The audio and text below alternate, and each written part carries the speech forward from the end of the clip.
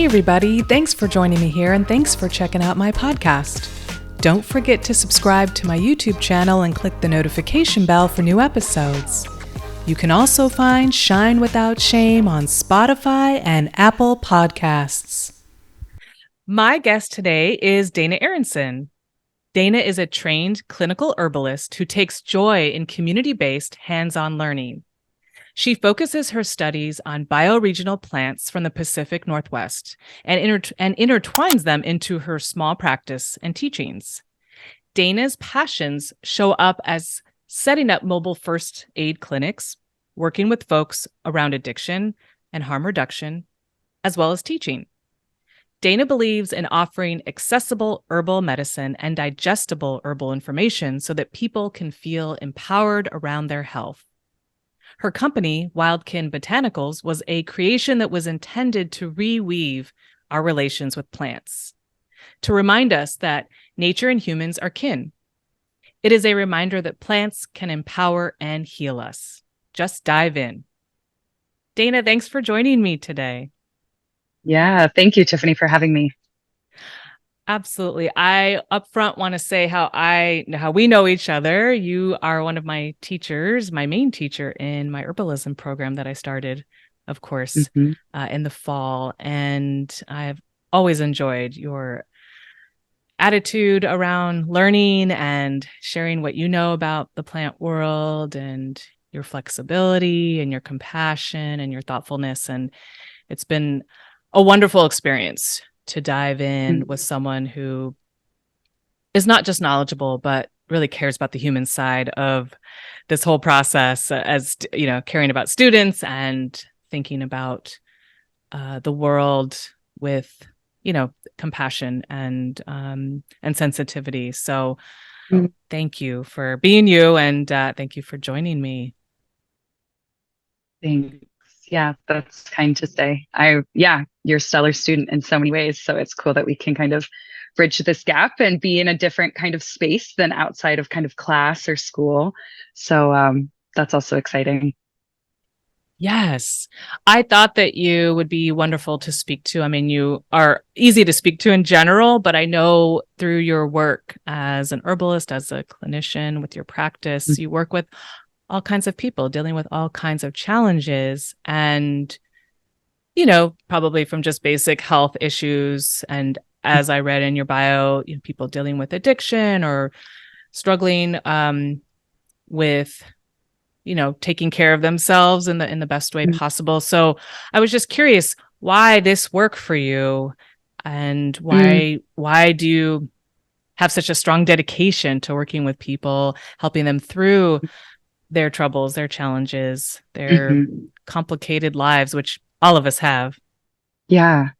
I think, I think every herbalist or plant person kind of has like an initial story of how they got into herbalism. I was not raised as with herbs or quote unquote natural healing or alternative healing outside of the modern medical system. I was very much like an antibiotic kid and and that's no shame to my parents. You know, they were just doing the best that they could and what they knew. And so I didn't grow up with that as like an intuitive means at that point. And I ended up getting a job at an herb shop when I was like 22 years old. And I got hired and I was dealing with some things, you know, within myself. And because of this herb job, my first mentor, Naomi Nash, she sent me home with all of these different herbs and tinctures and capsules and loose leaf teas. And she was like, this is your homework. Just use them and like sit with them and hang out with them and kind of just see what goes on. And I found out just over time of working there and using these herbs day after day and seeing something change within myself, both mentally and physically.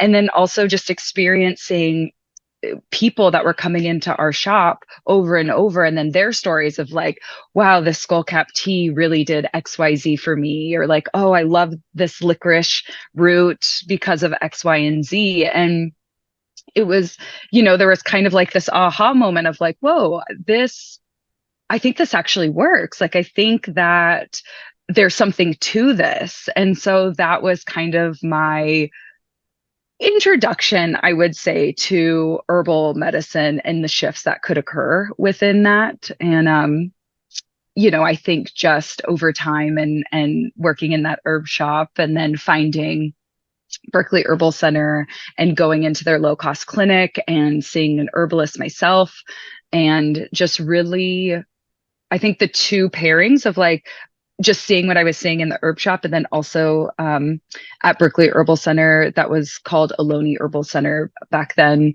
and seeing an herbalist about just like the space that was held there around what I was saying and the acknowledgement of what I was going through. And it was a 2-hour session, which was like unbelievable. There was so much was able to, I was able to go over so much, and it was really cool just being able to dissect little things within, my health journey, and having someone listen and offer insight and ideas. And so then that, you know, at at the end of all that, inspired me of like, wow, this is actually a path that I want to go down, that I want to take seriously, that I think I just wanted to change the way we see healthcare, because I think a lot of us, look at modern healthcare as like the only way to do things. And there's many, many different ways to do it. Yeah. Yeah, I can so appreciate what you're saying. I mean, your personal journey, and then wanting to share with other people the power of herbalism, of, plant medicine. And I think you do it in a very grounded way. I know that that's how you, at least as a teacher, always seem to want to describe things as, let me make this as practical, as relatable, as grounded as possible, so that I imagine you do that so that as many people as possible can sort of, connect with the ideas and the practices around plant medicine. And and there's something also what I heard you saying in your personal journey of opening up to a new healing modality, a new way of looking at taking care of yourself, was that you had time with people, your clinician, the person you were working with initially. They gave you time, they got to know you, not just hear your list of ailments. And I can imagine for a lot of people that is missing in their experience with medicine, with the medical system. While it has, wonderful opportunities to get like data, to do lab work, to get, emergency care, I think a lot of people do, at least in the States, talk about, I hear a lot of people talking about how they just don't get enough time with their practitioner. And so that's also what I heard you saying, like there is this, for you, that the holistic approach, and to really understanding, in your case, your practitioner was understanding you and taking the time. That seems invaluable. I mean, that to me, that in and of itself seems like part of the healing process, in addition to, the medicine, the physical, literal medicine. Right. I think just being in that space and having someone confirm my own experience based on what I was saying, and like being in my body and like, in my reality, and not being dismissed, or not being, not looking at me like a checkbox, like, oh, well, you check these 3 things, so therefore you must have XYZ, or you must be experiencing XYZ. And I felt like, we know our bodies the best. And so, now I'm kind of flipped, where I am a practitioner now, and I do see clients, and, I want people to be able to really tap in and understand what's going on in their bodies. And I know that's difficult sometimes, or maybe people aren't as like trained to do so. And that can be their own journey in itself, but really trying to empower people to like listen to the body and to be confident in what the body is telling someone. Because at the end of the day, like, you're going to know what's going on in your body best. I can like hypothesize and try and like kind of work things out with you, in person or vocally, and just kind of try to run some things around to see, what best defines kind of what you're experiencing. But at the end of the day, best.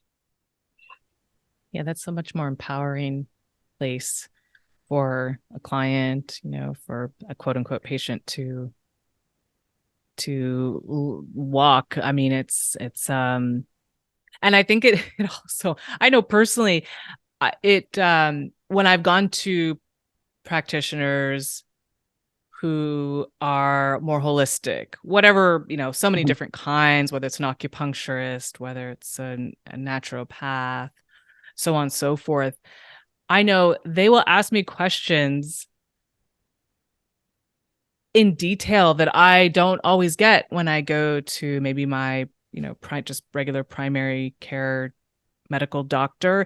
And they'll ask, like, if I say I have a pain or this has been bothering me, they'll ask me, okay, well, when does it bother you? So when you do this, does it bother you? And I had to learn over the years, like, oh, I have to pay, like, I really have to pay attention. I just can't show up and say, I have this pain, tell me what's going on. Like, really to get to uncover what's going on, it really does require a lot more questions. And that as the patient or as the person coming for assistance, that means you've got to be more in tune. You've got to be a bit in tune with your body. And I think sometimes it's just, maybe sometimes physically it's too painful or too uncomfortable. We just don't want to even deal with it. So we just sort of say like, it's too painful, it's too uncomfortable. I'll deal with it for a while. And then maybe it gets to a point where I just can't deal with it. So now I'll go to the doctor.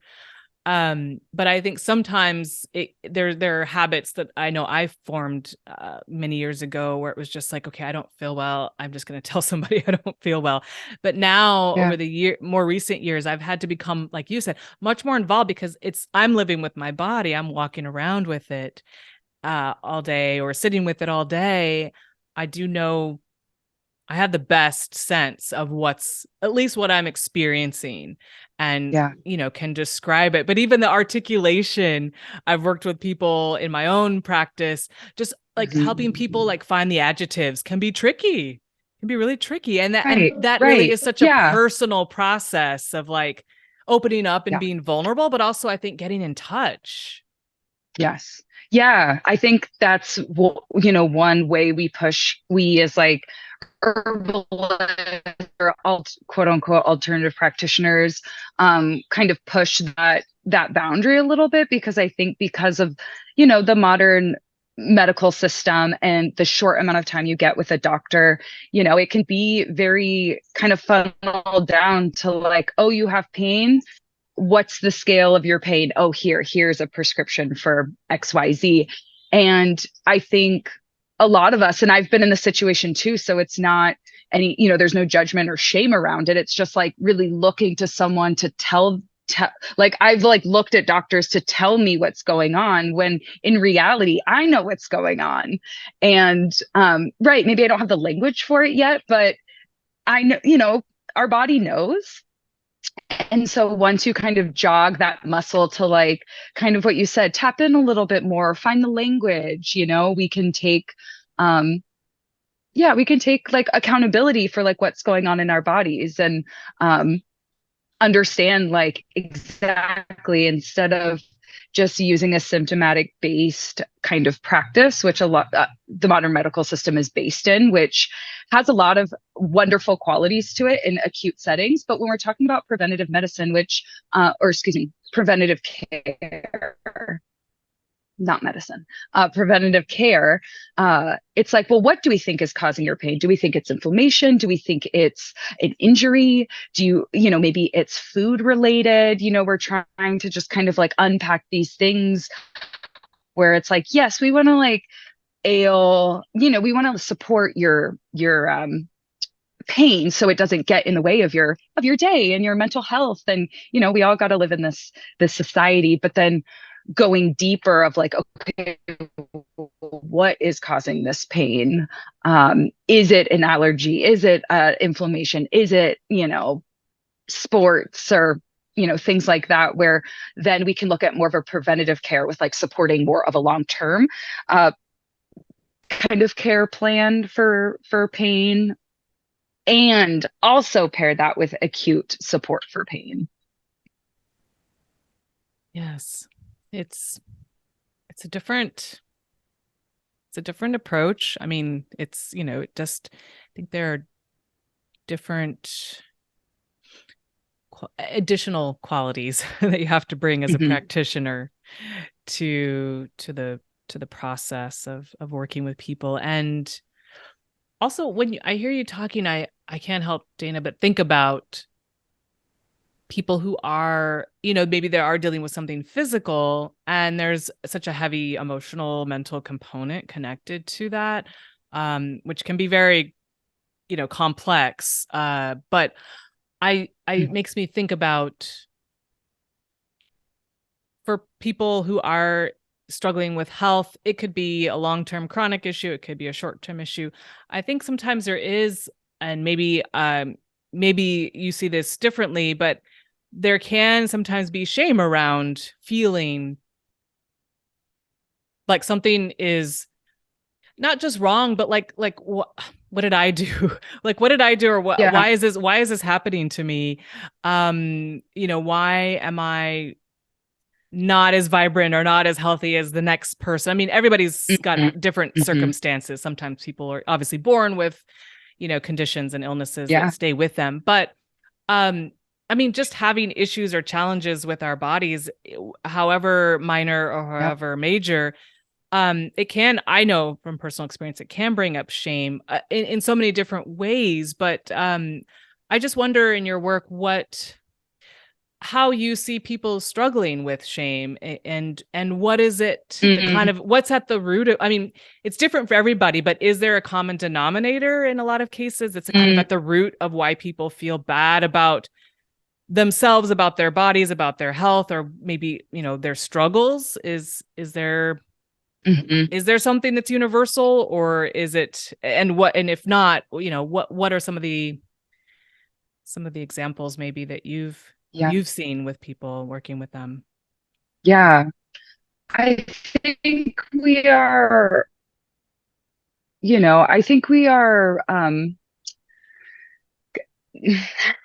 I would say, like, in the society that we live in, specifically, at least here in the US, I've never lived outside of the US before.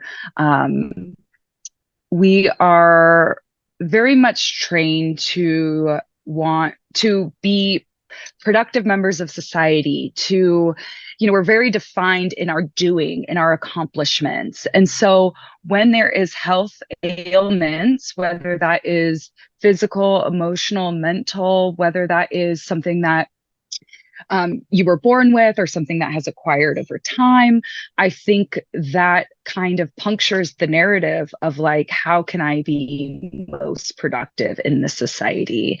And if I need to take breaks, or if I need to take a rest day, if I need to, call in sick because I literally can't move because, let's say, pain, it makes, I think in general, it kind of questions like our ability to be active members, of society, like in this very doing culture. And so, outside, like, feeling of pain, for example, or the feeling of not having the ability to walk easily, there's definitely that occur there emotionally, and physically and spiritually. But I think I see a lot of the overarching be kind of this indoctrination that we've all had from growing up in the United States of like being a busybody, doing all the things, being active, being accomplished, whatever that means. And sometimes we're like, everybody is so different. they could be different in their bodies. They could be different in the way they grew up. They could be different culturally, you know, ethnically, like all of these, we are so dynamic as people. So to try and fit in this one box of like, work 8 hours a day, take a half an hour lunch, take 2 15-minute breaks, go home, wake up, do it again, you know, support your family. If that makes you happy, right on, you know, like keep doing it. But a lot of people, it's really hard to fit in that way. And, you know, we try our best. And so on top of that, when there's ailments involved, it makes us question if we're as productive as we should be. And yeah, and I think, you know, I think that definitely is an overarching theme. I also find when I work with people who either in recovery or actively using substances, I think there is just this, again, a societal shame of,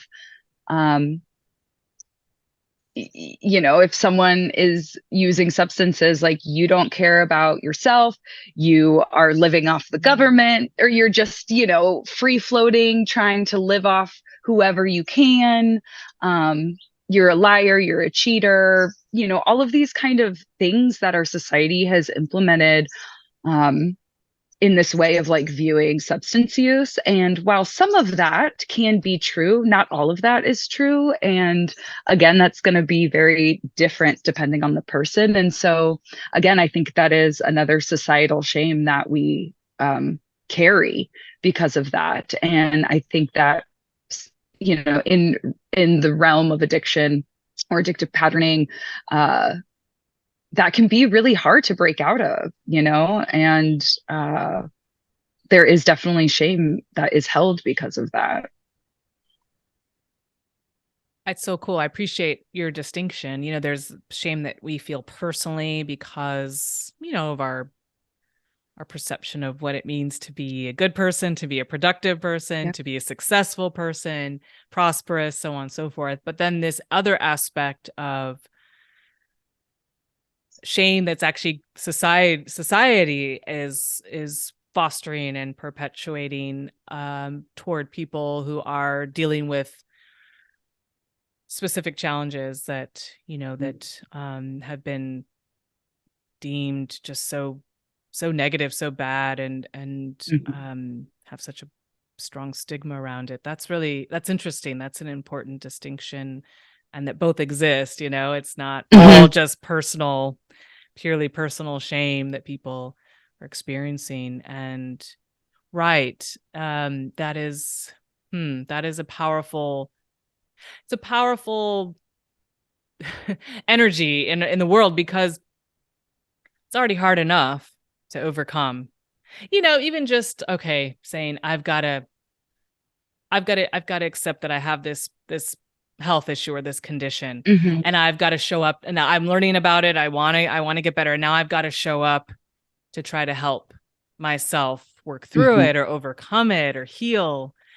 That's already challenging in and of itself, you know, having the willpower, the motivation, the drive, and like maybe even like that kind of personal confidence that you can, and the support, you know, trusting that you're going to have support around you to walk that journey. And then I'm thinking on top of that, if the struggle is also includes or is something that is related to addiction or something that is just a really, really challenging struggle to work through. And then you've got, you know, society who's shunning you. It's like, gosh, that just makes it just that much harder. And so it just comes back to this idea of support to me. Like, you know, the willingness to, maybe in some cases it's not about willingness. Maybe somebody is just in such a dire situation that they're, you know,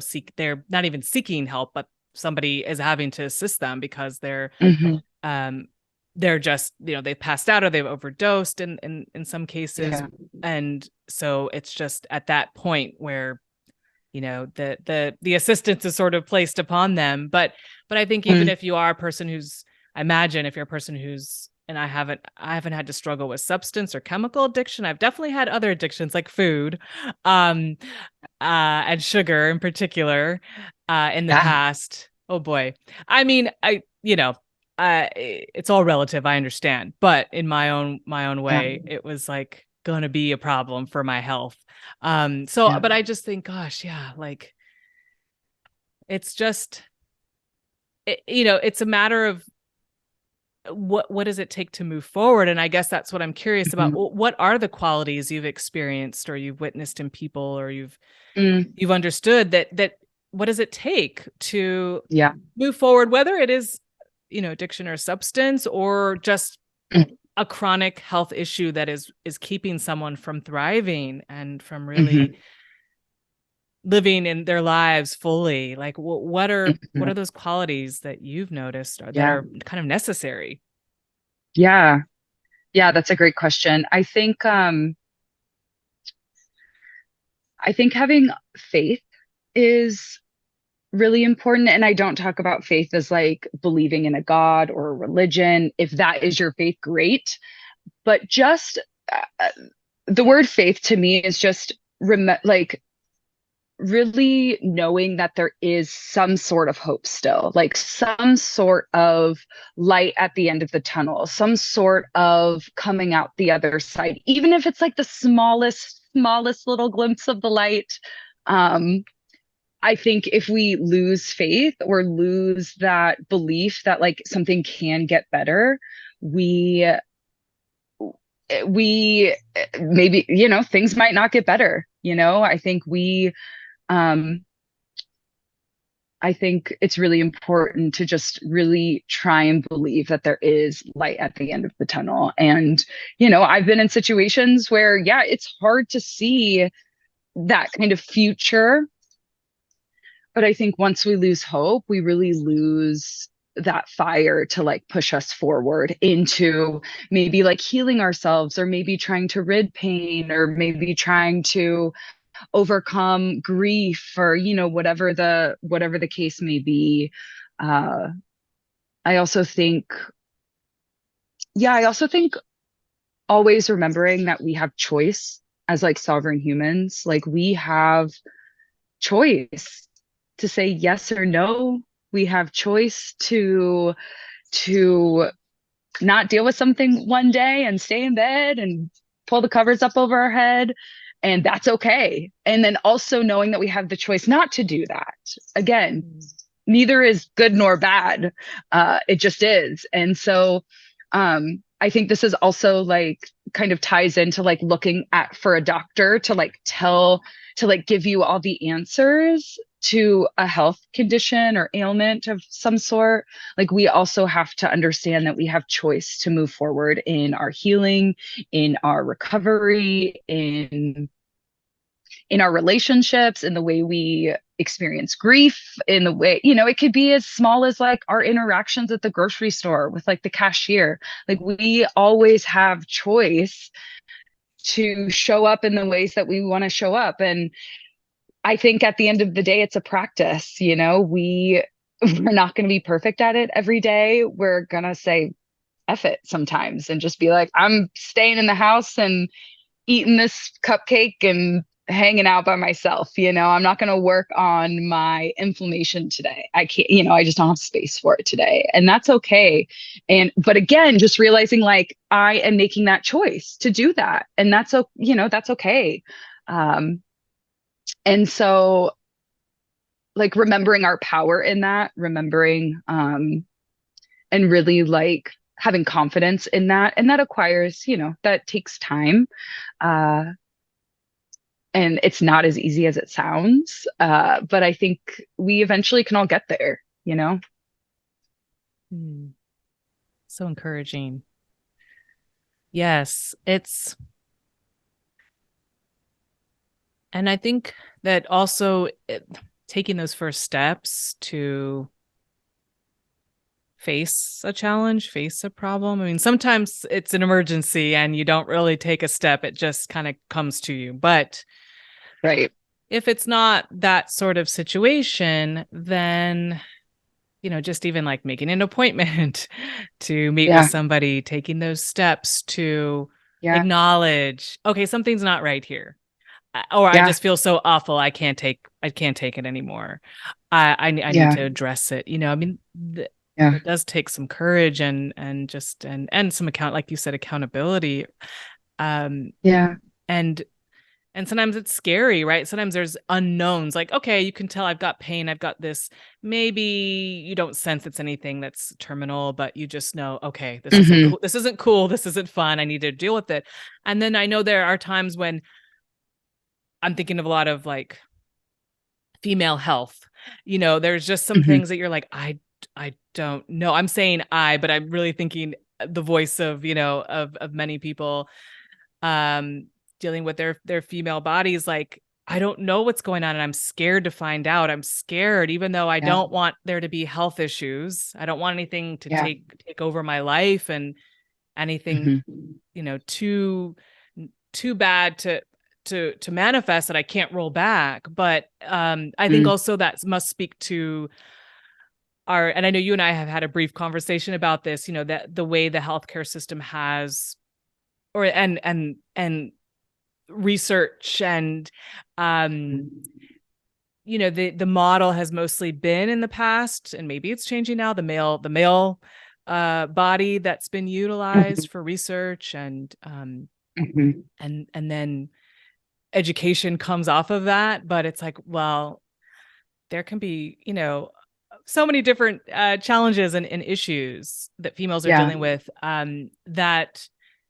because I think around the culture around the feminine is not healthy. We're not there yet. And so there's just so much that's been hidden and pushed down and kept from seeing the light and just kind of, honoring, so that it could be scary when you might have issues or you might not, but you know that, okay, I need to get something addressed, or I need to at least go do my annuals, do these kinds of things. And you're like, what am I going to find out? I don't want to find anything negative. And I think that, is a whole thing unto itself. But I guess I'm a female, so I'm speaking from my experience, but also the many women I know and care about who, have had so much fear around their bodies, whether there may not be anything obviously wrong, but there's just the culture around, like, I don't want to find out. I'm too scared. I don't know if you can speak to that, but that seems to be, that weighs heavy, I think, on a lot of people. Absolutely.